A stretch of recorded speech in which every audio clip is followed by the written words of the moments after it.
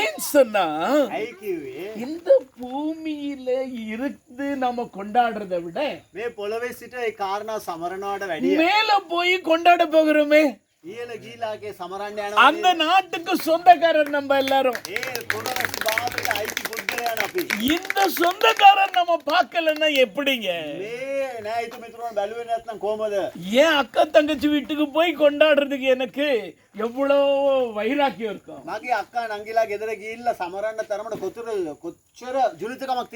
அப்போ அதை விட நம்ம இயேசப்பாவால மீட்கப்பட்ட ஜனத்தை பார்க்கிறது எவ்வளவு பெரிய சந்தோஷங்க. ஹல்லேலூயா. இப்படிப்பட்ட இடங்கள்ல தேவதாசர்கள் வந்து ஊழியம் செய்யறதை நான் பார்க்கும்போது நான் கலங்கிட்டேங்க. மேவனி ஸ்தானවල ඇවිල්ලා දේව සේවකයන් මේවර කරද්දී මම මවිත වුණා. நான் வந்ததும் ஐயா வீட்டுக்கு கூட்டு போனாங்க. ආපු ගමන් තාත්තා ගෙදරට එක්කන් ගියා. மேலே ஏறி வந்தோம். උඩට ඇගලා ආවා. எனக்கு என்னால தாங்க முடியல. මට ඒ දරා ගන්න බෑ. நான் மறைமுகமா அழுதுட்டேன் ரொம்ப. මම ඇතුළාන්තයෙන් ඇඬුවා. இப்போ என்னால தாங்க முடியல. දැනුත් මට දරන්න බෑ. ஏன்னா ඇයි නම් 71ல எனக்கு கர்த்தர் இந்த தரிசனத்தை தந்தார். 71 මට මේ දර්ශනය දුන්නා. 1971 I got the vision to reach out the island people and this hilly people. ඒ කියන්නේ 1971 දෙවියන් වහන්සේ මට දර්ශනයක් දුන්නා මේ වගේ කඳුකර ප්‍රදේශයේ සිටින සෙනඟ මුණ ගැසෙන තරමට. Hallelujah. Hallelujah. Now I am sweet 16. நான் என்றும் 16 தமிழ்ல சொல்லுவேன். நாங்க ஆண்டவருக்காய் நான் என்றும் 16ங்க. எனக்கு மற்றதெல்லாம் பெருசு இல்ல. தேவ ராஜ்யம் தான் நமக்கு முக்கியமானது. ஹல்லேலூயா. அந்த ராஜ்யத்தின் பிள்ளைகளோடு கூட சேர்ந்து ராஜ்யத்தின் வேலை செய்யறதும் அந்த ராஜ்யத்தின் பிள்ளைகளோடு கூட சேர்ந்து கொண்டாடுறது தான் நமக்கு பெரிய மகிழ்ச்சி. ஹல்லேலூயா. நான் 71ல தரிசனம் பெற்றேன். 81ல அந்தமானுக்கு போனேன். 1981 அந்தமானுக்கு நான் போனேன். 1981 අන්දමාන් ප්‍රදේශයට ගියා. ஹல்லேலூயா. முன்பின் தெரியாத இடம். මීට පෙර මං දන්නේ නැති තැන. அந்த ஐலண்ட குறித்து கேள்விப்பட்டால் ඒ දූපත ගැන මං தேவதாசர் சொன்னார். இப்ப දේවදාසයා කිව්වා அது பனிஷ்மென்ட் ஏரியா. ඒක දඬුවමට යුතු කලාපයක්. இந்தியாவுல எல்லா மூலைகளிலும் இருந்த தேச விரோதிகளை கொண்டு போய் அங்க போடுவாங்க. ඉන්දියාවේ සිටින සෑම ත්‍රස්තවාදී නැතිනම් අනිකු දේශ විරෝධී සෙනඟව ස්ථානයපත් කරනවා. அந்த தீவை சுற்றி நிறைய முதலைகள் இருக்கிறது. ඒ දූපත වට කරගෙන කිඹුලෝ ඉන්නවා. பெரிய பெரிய சுறா மீன்கள் இருக்கிறது. ලොකු ලොකු තල්මසුන් ඉන්නවා. மெயின்லேண்டுக்கு அது ரொம்ப தூரத்துல இருக்கிறது.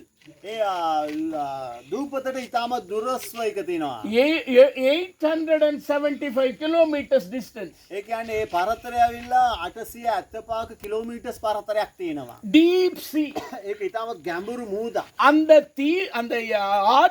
கடலை என்ன சொல்வார்கள் என்றால் ඒ මූදට මොනවද කියන්නේ නම් காலாபானி என்று சொல்வார்கள். කාලාපානි කියන නාමයෙන් සලකයි. காலாபானி என்றால் கருப்பு நிற தண்ணீர். කාලාපානි කියලා කියන්නේ කළු පෑයට වතුර. கருப்பு நிற தண்ணீர் என்றால் அர்த்தம் என்ன? ඒ කළු පෑයට වතුර කියලා කිව්වන තේරුම මොනවද? தெரியுமா இருக்குன்னா வாட்டர் வந்து பிளாக்கா இருக்குன்னா வாட்ஸ் தி மீனிங்? ඒ වතුර කළු පාටට පේනවනේ මොනවද තේරුම? very deep sea. හරි ගැඹුරු මූදක්. அந்த டீப் கொஞ்சம் கொஞ்சம் ஆகும்போது வேரி ஆகும் கலர். அந்த டெப்த் மேல வர வர கலர் வேரி ஆகும். ඒ කියන්නේ ගැඹුර පොඩක් අඩු වෙන පෑයක් වෙනස් වෙනවා. டார்க் ப்ளூ ஆகும். නිල් පාටට වෙනවා. அப்புறம் லைட் ப்ளூ ஆகும். ඊට පස්සේ ලා නිල් වෙනවා. அப்புறம் கிரீன் ஆகும். ඊට පස්සේ කොළ පෑය වෙනවා. அது பொறுத்து இந்த டீப் வாட்டர்ல இருக்குது அந்த ஐலண்ட். ඊට පස්සේ ගැඹුරු මූදේ තිබෙන ඒ දූපත. இந்தியாவுக்கும் சிங்கப்பூருக்கும் சென்டர்ல இருக்கு. ඒ ඉන්දියාවට සිංගප්පූරු අතර මැද්දේ තිබෙනවා ඒක. ஹல்லேலூயா.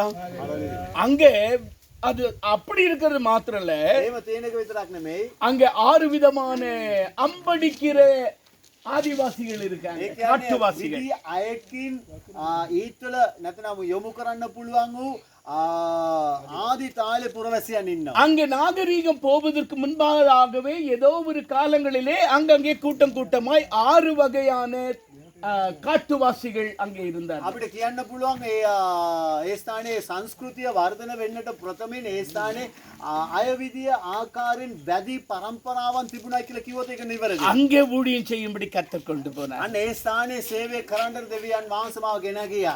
அரசாங்கமும் சிலரை அங்கே கொண்டு போய் வேலையில் வைத்தார்கள். රජයේ විසින් නියම කරලා ලබලා සමහරක් අය ඒ ස්ථානයේ මේවරට පත් කළා. எப்படியாகிலும் இந்திய கவர்மெண்டினுடைய ஆளுகையில் அது இருந்ததுனால ඒ කොහොමදත් ඉන්දියාවේ රජයේ යටතේ ඒක තිබුණු නිසා அதை நாகரீகப்படுத்த வேலைக்கு செய்தார்கள். ඒ කියන්නේ සංස්කෘති භාවයට පත් කරන්න ඔවුන් වැඩපිළිවෙලන් යොදෙව්වා. அப்போ கொஞ்சம் பொதுமக்களும் அங்கே இருந்தார்கள். එවිට ඒ ස්ථානයේ පොදු ජනයාත් හිටියා. போதுமான சபைகள் இல்ல. සෑහෙන තරමට සභාවන් පිටු எல்லாமே இப்படி மலையும் காடும் தண்ணீரும் தான் இருக்கும். කඳුකර ප්‍රදේශය ඒ වගේම කැලෑ ප්‍රදේශය වතුරු ප්‍රදේශය பிளெயின் லேண்ட் ரொம்ப கம்மி. වියලි බිම් ඉතාමත් අඩුයි. ஹalleluya හලලුයා ஹalleluya. හලලුයා. அங்கே கொண்டு போய் கர்த்தர் பயன்படுத்தினார். ඒ ස්ථානයේ ගෙන ගොස් මාව උන්වහන්සේ 81 முதல் இன்று வரை அங்கே ஊழியம் நடந்து கொண்டிருக்கிறது. 81 සිට මේ දක්වා ඒ ස්ථානයේ සේවය அநேக சபைகளை ஏற்படுத்த கிருபை செய்தார். සභාවන් පිටවන දෙවියන් වහන්සේ காட்டுவாசிகளை கூட ஒரு சிலரை சந்திக்க கிருபை செய்தார். සමහරක්